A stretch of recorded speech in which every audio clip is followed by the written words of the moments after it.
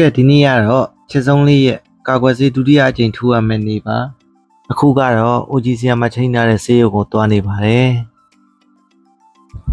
ဆေးရုံ public area ဆိုတော့ရုပ်ကလေးတော့တိခတ်ကြည့်ပေးပါနော်ဆေးကတော့တိမ်ကောင်းသစ္စာကာကွယ်ဆေးဒုတိယတစ်ကြိမ်ထိုးရတာပါဒီဟာကဘာလို့ထိုးရလဲဆိုတော့လေအရှိလိုက်ရ medical check up တွေလုပ်ထားကြတာပေါ့နော် check up လုပ်ထားတဲ့အခါကျတော့အားလုံးအဆင်ပြေရဆိုရင်ဘာမှတော့မရှိဘူးပေါ့နော်ဒါပေမဲ့ဆီယမတိမ်ကောင်းသစ္စာကာကွယ်ဆေးထိုးထားခြင်းလားပေါ့နော်ထိုးထားခြင်းထိုးလို့ရပြီလို့ပြောလို့ထိုးတာပါထိုးထားတဲ့နယ်လို့ပြောလို့ထိုးတာပါဆေးလေးတွေကတော့လေဈေးကအစားအစာရှိပါတယ်ဆီယမပြောပြတာတော့အစားအစာပဲပေါ့နော်ကိုထိုးခြင်းနဲ့ဈေးနဲ့အလိုက်ကိုလေ OG မှာ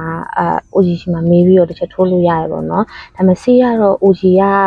ကုမ္ပဏီကနေညီမကိုOG ကတော့မှာပေးရပေါ့နော်ညီမထိုးတဲ့ဆေးကကြတော့သူက6မျိုးဆက်လို့ပြောတယ်ဒီနောက်ဆုံးထွက်ထားတဲ့ဆေးပေါ့နော်6မျိုးဆက်သူကတစ်ချိန်ကို6သိန်း2တာ3ချိန်ပြည့်အောင်ထိုးရမယ်ပေါ့နော်18သိန်းကျော်လောက်တော့ကြာတယ်ဒီ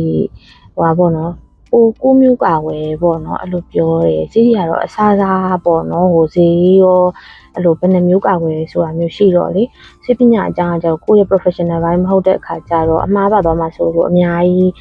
မပြောပြတော့ဘူးเนาะအကျဉ်းပြင်းတော့သူကဈေးကြီးအစားစားရှိရယ်ကိုထိုးချင်တဲ့ဥစ္စာကိုကိုယ့်အကိုပေါ့နော် OG နဲ့တိုင်ပင်ပြီးထိုးလို့ရပါတယ်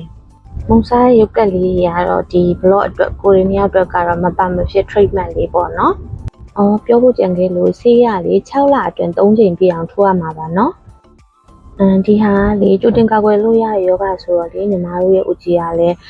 ဆေးထိုးထားတဲ့နယ်လို့ပြောလို့ညီမတို့ကထိုးထားလိုက်တာပေါ့နော်မရှိသေးတော့လေဆေးထိုးပြီးရင်တစ်ခုစားထားပါဆိုလို့လေဆေးရုံကနီးမှာပဲတစ်ခါရဲ့အဆင်ပြေလေးစားထားလိုက်ပါတယ်ဘာစားမှမသိတော့လေရှမ်းခောက်ဆွဲပဲစားလိုက်တယ်စားလို့တော့အရင်မကောင်းဘူးပေါ့နော်စားရမှာမဟုတ်လို့ဒါစားရပါဒီမန်ပုကူကတ်တီရလေအိတ်ထဲမှာနှိုက်ရင်တွေ့လို့ပါတရတော့အဲ့မန်ပုကူသွားစားရလေးရိုက်ပြီးတော့တင်ပေးပါဦးမယ်ရှင်ဆုံးဖြတ်ကြည့်ရှုပေးလို့အားလုံးကျေးဇူးတင်ပါတယ်ရှင်ဘိုင်ဘိုင်